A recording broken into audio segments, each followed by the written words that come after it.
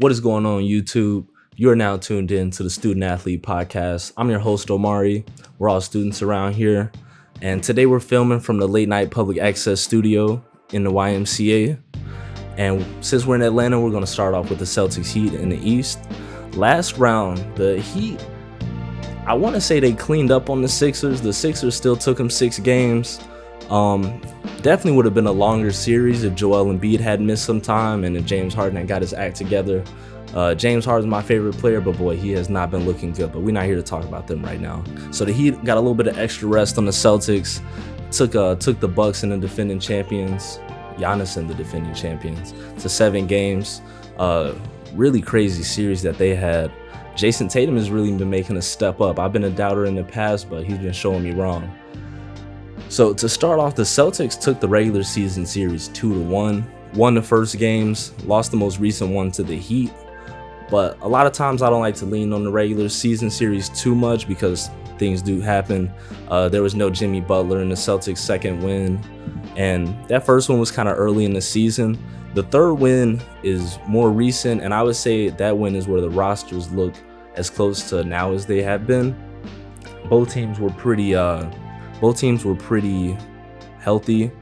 The Celtics were down Robert Williams.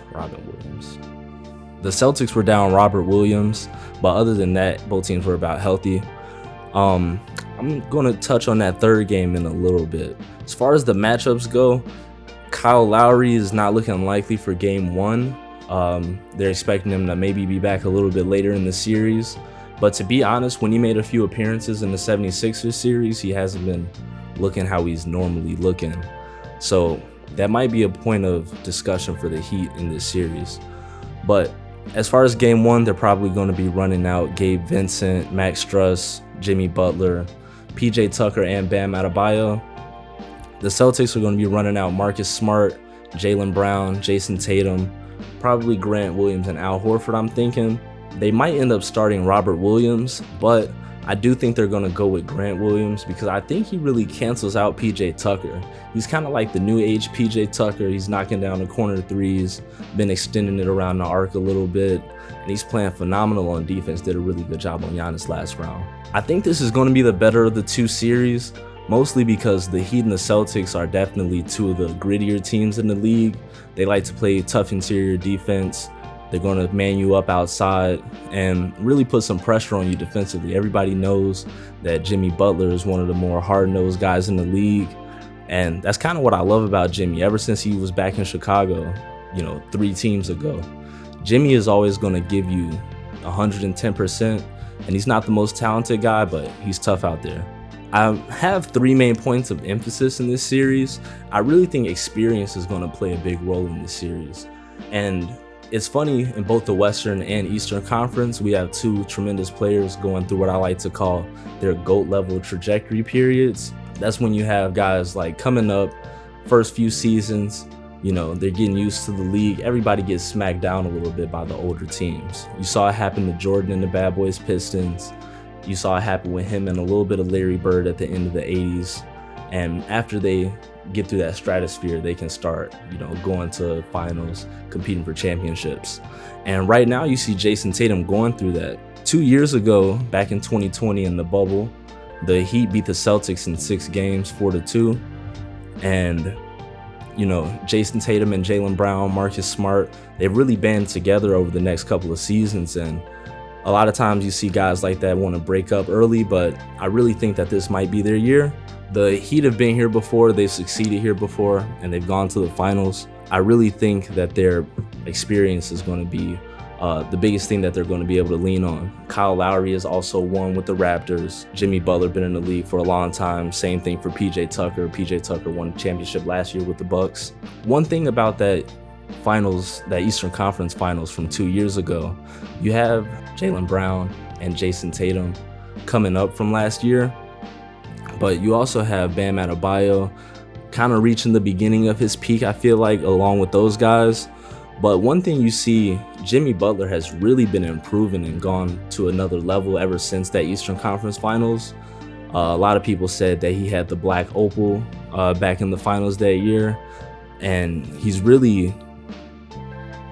he's really showing that he can be a superstar in spurts. Jimmy Butler has always been all-star level for like the last 5 years, but he's really been showing that he can jump out in peaks and in spurts and really go to the next level and lead his team when he needs to. And I like that about Jimmy Butler. So, he's kind of different now. We'll see how that plays out. I think the next point of emphasis for that series is going to be three-pointers. You saw the Celtics catch fire against the Bucks in the last few games in the last round. And I think a big difference between playing against the Bucks and playing against the Heat is that the Heat aren't going to let them get off those easy threes that the Bucks let them get off. The Bucks like to commit to a lot of strong defense inside, and they're going to give you the threes and they're going to let you make them. Now the Celtics, they did their thing, they did put the threes down, but I don't think the Heat are going to let them get away with that. I said I wanted to come back to the third game when they played in March 30th. In that game, the Heat won by 8 points. They really took it down to the wire and pulled off a little bit late. In that game, Jaylen Brown went for 28 points. Jason Tatum had 23, but he was 0 for 5, and a lot of other guys on the Celtics struggled from 3-point. The team was 29% from 3. They shot 11 for 37. That's where I think Kyle Lowry is going to be a big impact if he does manage to return. I do think Gabe Vincent and Max Struss are both plus defenders, but I think Kyle Lowry's defense and experience out there is going to be a big thing in stopping those guys from being able to pull up for those threes that they like, especially Jaylen Brown and Jason Tatum. And the Bucks were the 18th team in the league as far as opponent three-point percentage, while the Miami Heat were second. If Kyle Lowry is able to play, that might mean some trouble for the Celtics. And then I think Kyle Lowry himself is that third key point for that series. The Celtics are going to be really strong, really long out there on the perimeter, and I really think Kyle Lowry is going to need to be there to counter a guy like Marcus Smart that's going to be locking things down. And you saw him get really aggressive with some of the Bucks guards in the last series, starting to back guys down, take things into the rack. And Jaylen Brown and Jason Tatum like to do the same thing. With the Heat being improved perimeter defensively, as opposed to the Bucks, they also like to clamp down inside too, so that might make the difference. And I do think Kyle Lowry is probably the most important of those three key points. With him being out game 1 and struggling when he does come back, if he does look the way that he looked in the 76ers series, I think that might spell trouble for the Heat. So I'm going to take the Celtics in this series, and I think Jason Tatum is going to get over that superstar GOAT level hump maybe for the first time, and I think it's going to take him 7. It's going to be a long series. Then we're going to go to the Western Conference Finals. You got the Dallas Mavericks playing the Golden State Warriors, and this is another interesting season series scenario. The Mavericks won the season series 3-1, but that Mavericks team and that Warriors team is definitely not who you're going to see this week and next week in the Western Conference Finals. Draymond Green missed the last 3 out of 4 games for the Warriors. You had Kristaps Porzingis still there for the Mavericks in the first 2. So honestly, this is going to be a totally new look for both teams. I look at the Mavericks starting 5, and I do see some questions as far as like playoff experience, playoff runs, and I am kind of falling to the star name thing. Jalen Brunson, JB from the crib, Stevenson High School. Shout out JB, he been hooping. You got Reggie Bullock. You got Luka Doncic playing out of his mind lately, averaging 39 points in closeout games. Who's doing that now? Nobody. And then you got Dorian Finney-Smith, Dwight Powell. That lineup just doesn't really scream NBA Finals to me. And that's my problem, not theirs, to be honest, because they've been hooping, man.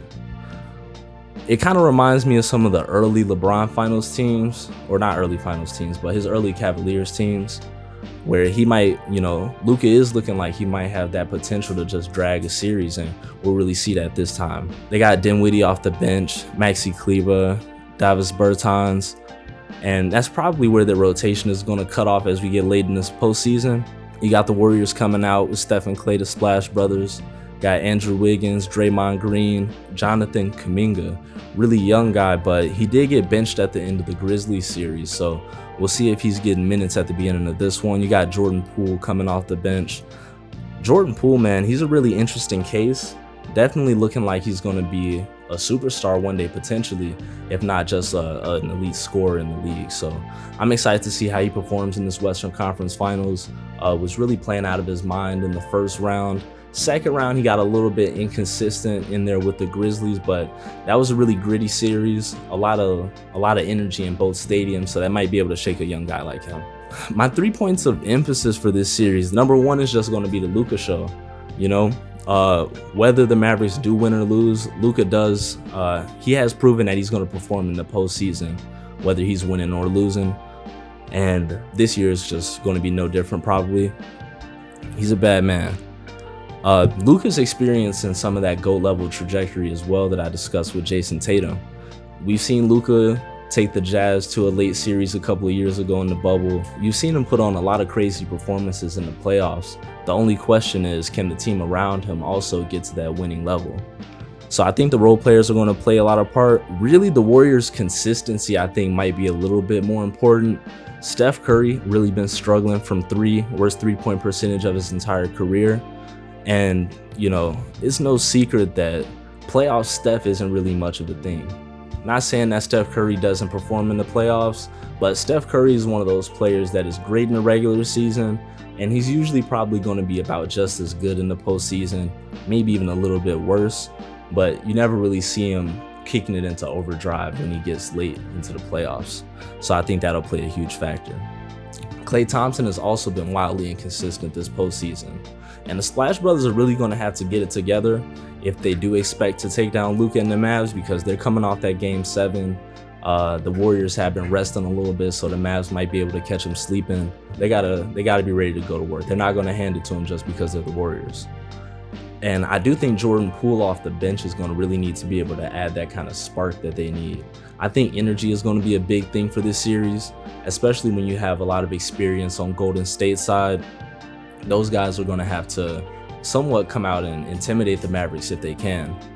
And then the last key point of emphasis, I think, is going to be Draymond Green.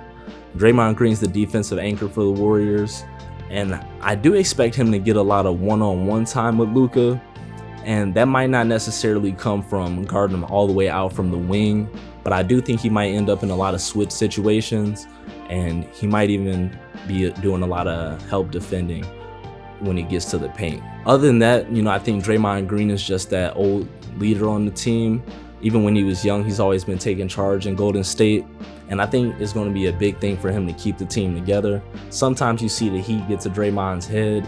He might throw out, you know, a couple of technical fouls and miss a game. Who knows? So he's going to have to be ready and be on point throughout the whole series. All in all, I was talking about that GOAT level trajectory earlier. And this is Luka Doncic's first time winning a series in the playoffs.